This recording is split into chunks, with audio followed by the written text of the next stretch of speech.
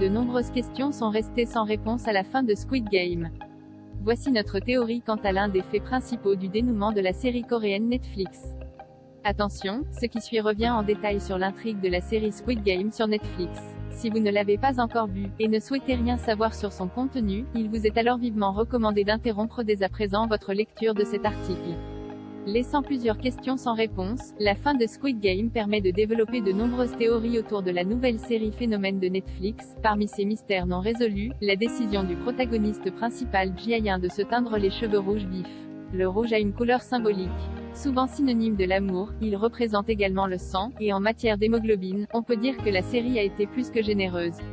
Entre les mises à mort perpétrées durant les jeux, et les règlements de compte entre les participants, Squid Game ne nous a épargné aucune forme de violence. La couleur rouge pourrait toutefois avoir une toute autre signification. Une précédente théorie relayée sur les réseaux sociaux avance que la partie de Dedaki préalable au recrutement des participants du jeu aurait pour fonction de trier parmi les joueurs, couleur bleue, et les soldats, couleur rouge. Ignorant totalement l'existence de ces règles, Ji-Young a donc choisi par hasard le bleu, se condamnant malgré lui à participer aux 6 épreuves mortelles pour décrocher la cagnotte des 45,6 milliards de won.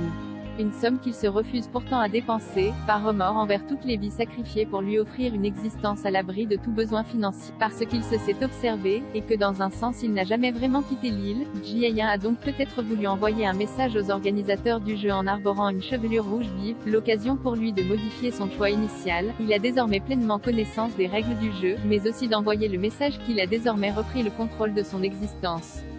Mais le message est-il suffisant pour reprendre l'avantage? Son court échange au téléphone lors de la scène finale avec l'un des organisateurs du jeu confirme que Ji-Young fait toujours l'objet d'une surveillance attentive.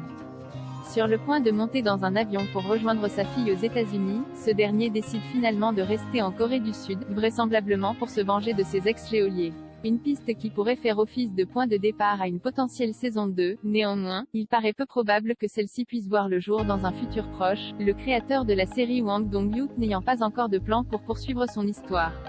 Mais le succès phénoménal de la série lui laisse-t-il vraiment le choix?